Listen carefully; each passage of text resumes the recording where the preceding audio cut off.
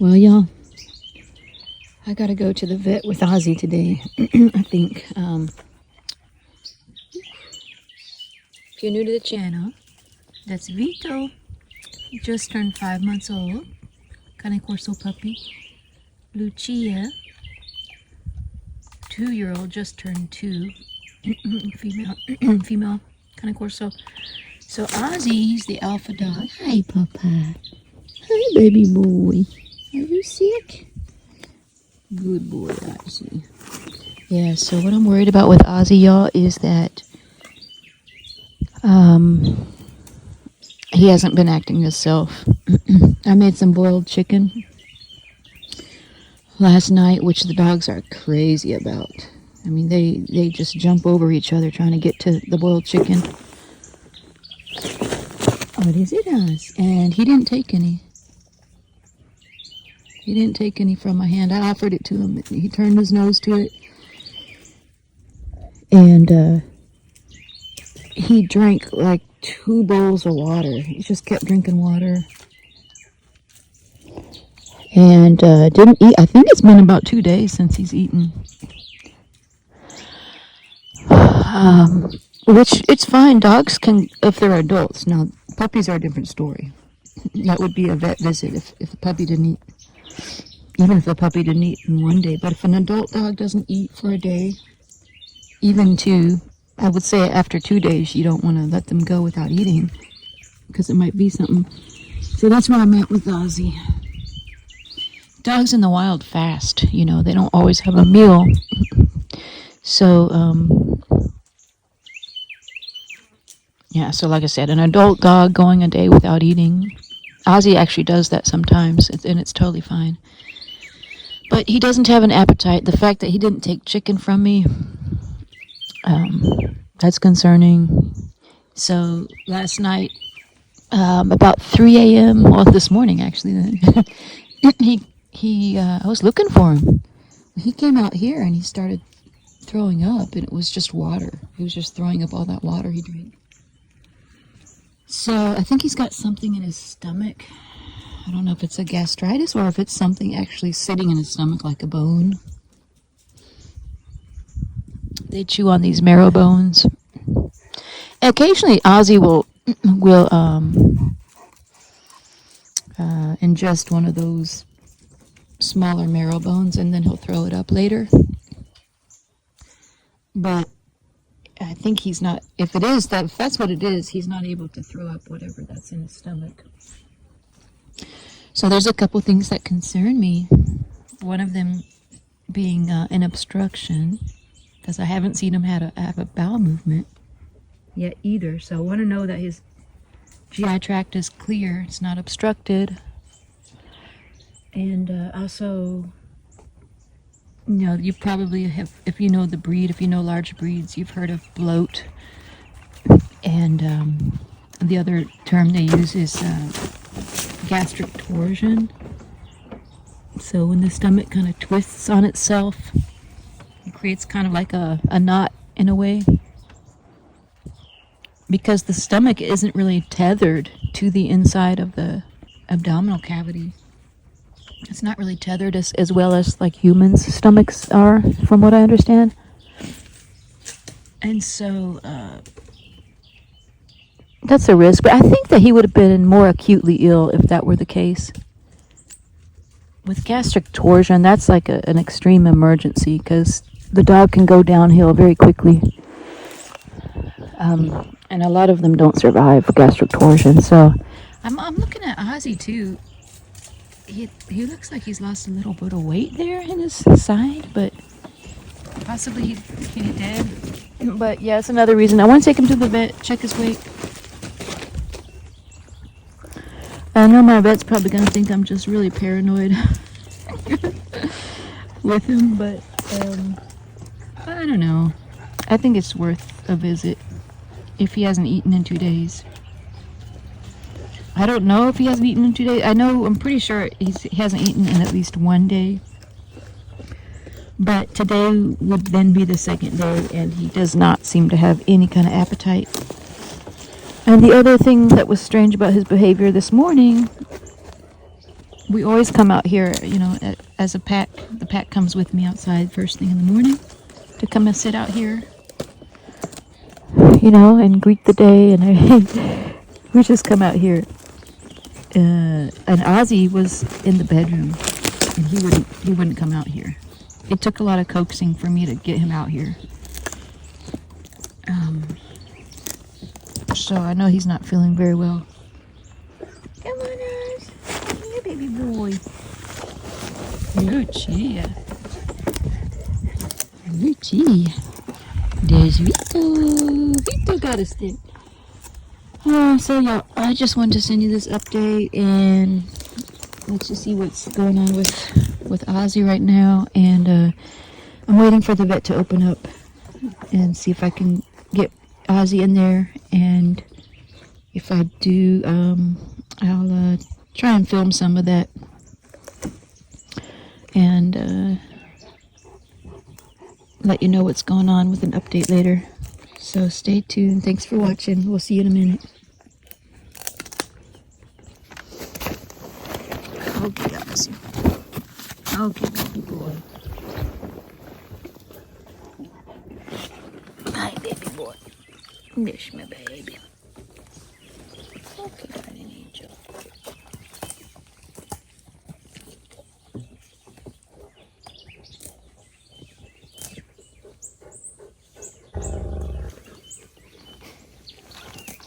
Come on.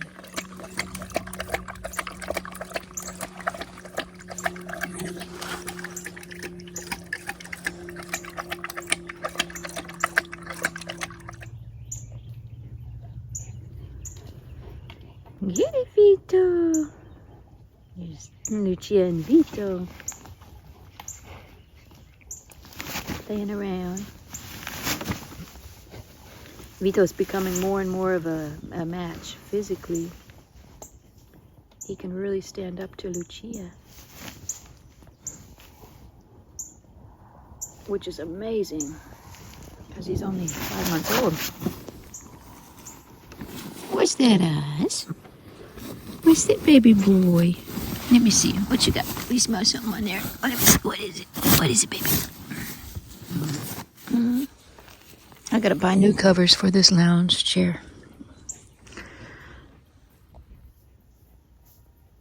So I am kind of just waiting out here with Ozzy because I want to see if he has a bowel movement. I'm really hoping he does.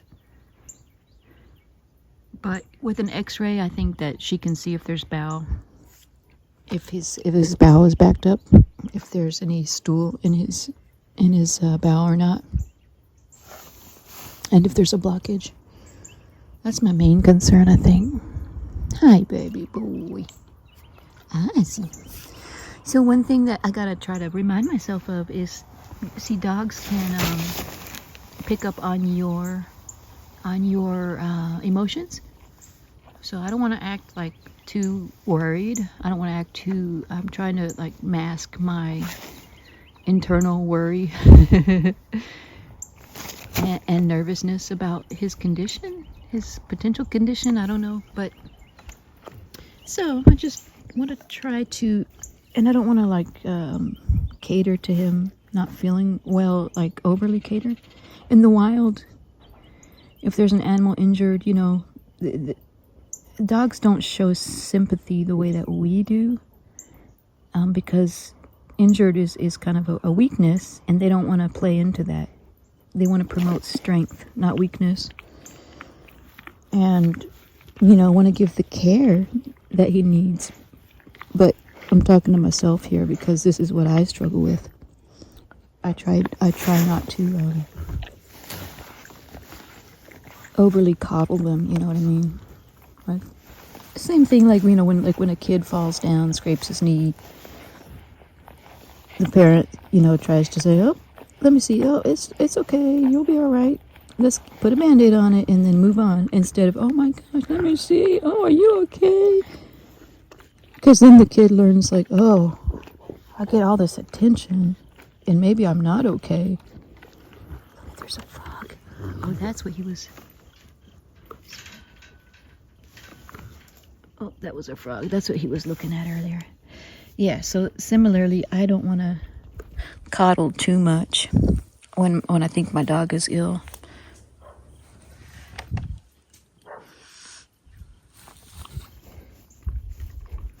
But I just want to, I want to try to act, a little sympathetic but not overdo it. I want to make them comfortable as much as possible. Yes, my baby boy. Yes. Oh, we got a nice breeze coming through here. It was really kind of humid earlier. Lucia. All kinds of things that could have happened, like he ate something that upset his stomach, like some plant, but I would say that's less likely, because he knows what he likes to eat out here in this yard, and it's usually, he doesn't normally eat things that make his stomach ill. So could have been an accident, yes, but their noses are pretty good at discerning what they like as far as grasses and foliage and things like that. I would say the most likely is he swallowed a marrow bone, and he's having trouble throwing it back up or something like that. Because I did give them some marrow bones. I think it was yesterday. I had to go to work really early yesterday, and so I just gave them a marrow bone as I was leaving out the door. Hi, baby boy. This my baby boy. Azie. My good boy, honey. And so that's very possible. And those were a little bit larger than the ones that they usually get from the beef shanks that I give them. I give them frozen beef shanks with the bone in.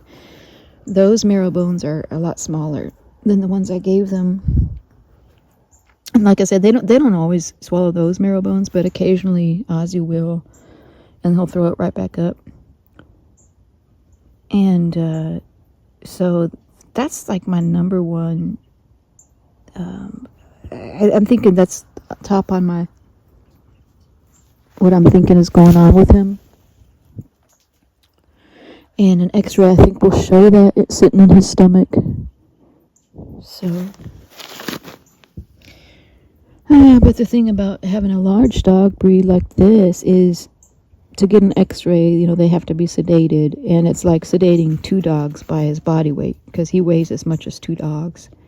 2 like regular, more, dogs that people have, like smaller dogs, like Tux, for example. Tux would probably be half the price in what it costs to sedate the dog. Oh, look at that. He's going for the tree trunk. Where's Devito?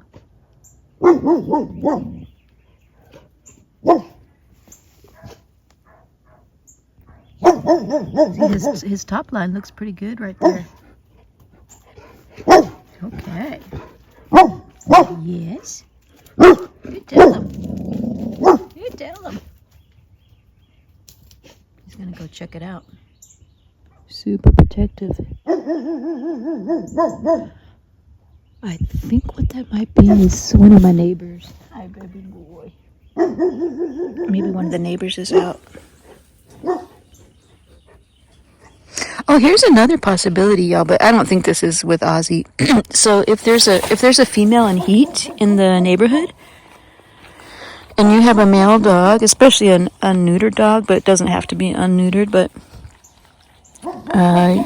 the dog will just pant, be like really restless, won't eat, just be really on edge, won't sleep, won't eat, And if you ever watched Jason Corey, Bruce Wayne and Joey Justice, those 2 beautiful black coat male Cane Corsos that he has, he did an episode on that at least once, maybe a couple times, where his Cane Corso Bruce Wayne was acting like, like that, not eating, acting anxious, and he kind of figured it out that there was a female in heat in the neighborhood.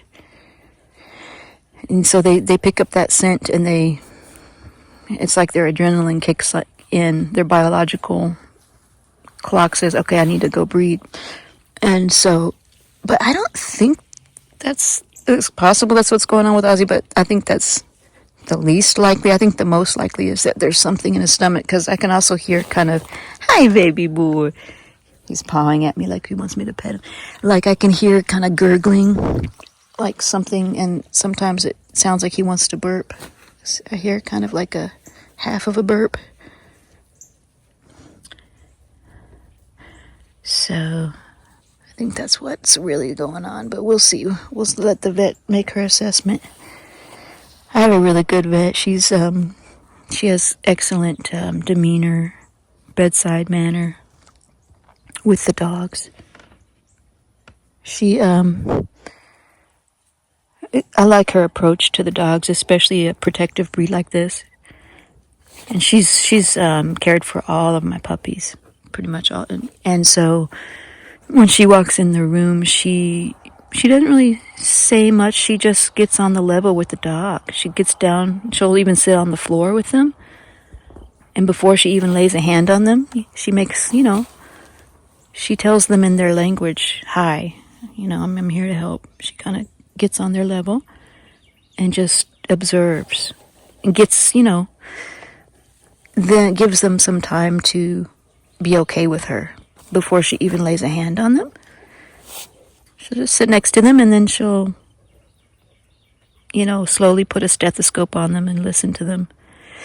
And so, as opposed to, I went to another vet that I don't go to anymore a while ago. I mean, still good vets and everything, but this vet was just visiting, filling in for another vet. It was a real tall guy, really big, tall guy, and I took Ozzy in to see him for something. I forgot what it was. Something minor, but Ozzy had his tail into the door that the vet walked in, and Ozzy's face was toward me. But that vet walked up to Ozzy and just immediately started, putting the stethoscope on him without even saying hi to the dog. So he came up from behind and started assessing him from behind. And Ozzy growled because he's like, oh, wait a minute, who are you? All he sees is this big, tall man laying hands on him. And so I thought that was not the ideal way to approach a Cane Corso. But needless to say, that's ever since that happened, that vet would only see Ozzy with a muzzle, and he was very standoffish with Ozzy. And in his defense, yeah, he's probably worried because they didn't hit it off very well. But I would say it's probably the approach that he had with Ozzy, but while he wasn't the most ideal. And a lot of that's my fault too, because I could have. I mean, it's hard. It's hard to know. Leave it. Ooh, he's trying to get that frog. Okay, this is a good sign. If he was acutely ill, I don't think he'd be trying to get that frog. But then again, a Cane Corso is a diehard. They will protect to the very end. And not that that's protection. It could be just prey drive. But yeah, even when a Cane Corso is sick, and Rachel on Senzatipo, when she lost her beautiful dog, Preacher Senior, when he had, it was leukemia that he had, lymphoma or leukemia. Even when he was super ill toward his last days, he was still showed protection, and they will defend until their dying breath is what they will do. But anyways, yeah, I was going back to what I was saying with that vet. It is it's on me to make sure that the interaction goes well too. Ideally, I should be between the vet and the dog at the initial greeting. If it's a big, tall vet, it's just that he kind of took us by surprise. He walked in, and that was the situation. But, which was unfortunate. But like I said, I love my vet. She's really good bedside manner with all of my dogs. Okay, well, I'm watching Ozzy closely to see if he throws up or has a bowel movement. So yeah, let me end this here, and like I said, I'll come back on whenever I have results from the vet visit to give y'all an update. But I'm gonna end this here so I can follow Ozzy and see what he does. Okay, well, good news, y'all. Ozzy had an x-ray of his stomach. Everything looked good. She said she didn't see anything in his stomach. Hi, Papa. We're home, baby boy. He's very kind of sedated right now. He looks kind of out of it. See, he's just sliding down here. They did give him sub-Q lactate ringer, which is water and electrolytes. And that's why he has that kind of hump on his back. Because they push that through a needle with a... It's not an IV, it's just they pushed a bag of fluids under his skin. So that'll absorb over about a day. And they did some chemistry, blood tests, and everything looked normal except his potassium was a little bit out of range, and that's probably because he was throwing up, she said, but nothing serious. Heartworm test was negative. All that came to about $800, y'all. Oof, x-ray and everything. She said he didn't have any stool in his bowels, which is because he probably hadn't eaten for 2 days is why. So maybe he did. Maybe he threw a bone up and I didn't see it, but there was something. She said he had a lot of gas in his bowel, so something was upsetting his stomach. And come on, baby boy, let's go home. You ready? All right, y'all. Well, let me end this right here, and I'll catch y'all later. I gotta get to work actually. But I'm gonna drop him off. Albert's at home, my brother Albert, so he'll sleep. And she also gave him a Serenia injection, which is kind of like helps him, be a little bit more comfortable on his stomach. And what else? Famotidine, kind of help his stomach feel better. All right, y'all. So far, good news though. Okay, y'all. Well, I had dropped Ozzy off, and then I went to work. So now I'm back home. Hey, it's almost 9 p.m. Where's Ozzy? Where's Ozzy? Hi, baby. Get out of his face, Lucia. Yeah. Get out of his face. So that little camelback looking thing has already been absorbed, so that's good. So he should be well hydrated. Hi, Papa. Albert said that he did well. He actually got up and went outside a couple times.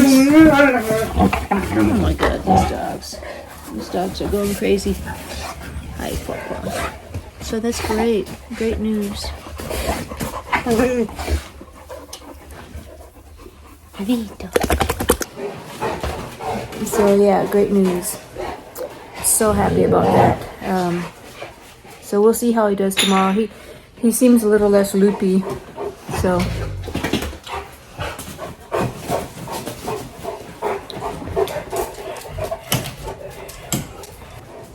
let him rest there. And Albert made eggplant parmesan and chicken parmesan. Oh, that looks good. Chicken parmesan.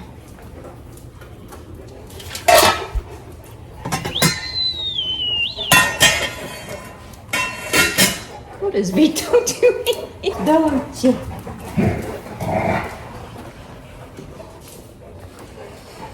Lucia. All right, y'all. Well, thanks for watching. Don't forget to subscribe, and we'll see you on the next one. Lucia. Dolce. Hi, baby girl. Hi, baby girl. Lucia. Yeah. Ring it.